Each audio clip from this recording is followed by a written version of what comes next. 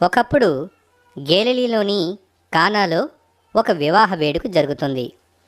ఆ వివాహానికి జీసస్, అతని శిష్యులు మరియు అతని తల్లి మేరీ కూడా ఆహ్వానించబడతారు. అది చాలా పెద్ద వేడుక. అందరూ ఆనందంగా గడుపుతున్నారు. అక్కడ అంతా సవ్యంగా జరుగుతుంది. ఆ వేడుకలో ముఖ్యంగా అతిథులకు వైన్ను ఇచ్చేవారు. పెద్ద విందు కూడా ఏర్పాటు చేశారు. ప్రజలంతా తింటూ త్రాగుతూ ఉన్నారు. ఇంతలో ఒక పనివాడు వైన్ అయిపోయిందని గమనించాడు. అతను తన యజమానికి ఈ విషయాన్ని తెలియచేశాడు. ఆ యజమాని, అతని భార్య చాలా భయపడ్డారు. ఇప్పుడు ఏం చేద్దాం? ఇప్పుడు వైన్ తేవడం కుదరని పని అని అనుకున్నారు. చాలామంది అక్కడ వైన్ గురించి వేచి ఉన్నారు. ఆ యజమాని ఇలా అన్నాడు, ఇది చాలా క్లిష్టమైన సందర్భం.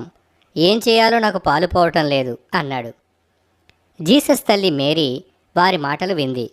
మీరు కంగారు పడకండి, నేను నా బిడ్డను సహాయం చేయమని కోరతాను అంది. ఆమె జీసస్ను సహాయం చేయమని కోరింది.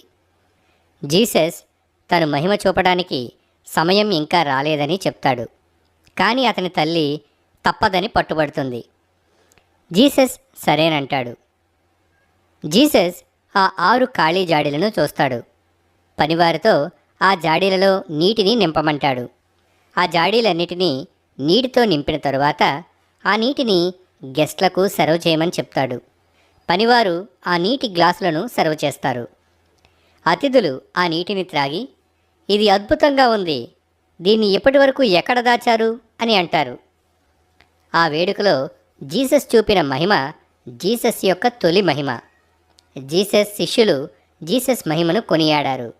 ఈ సంఘటన జీసస్ శిష్యులలో జీసస్పై నమ్మకాన్ని పెంచింది.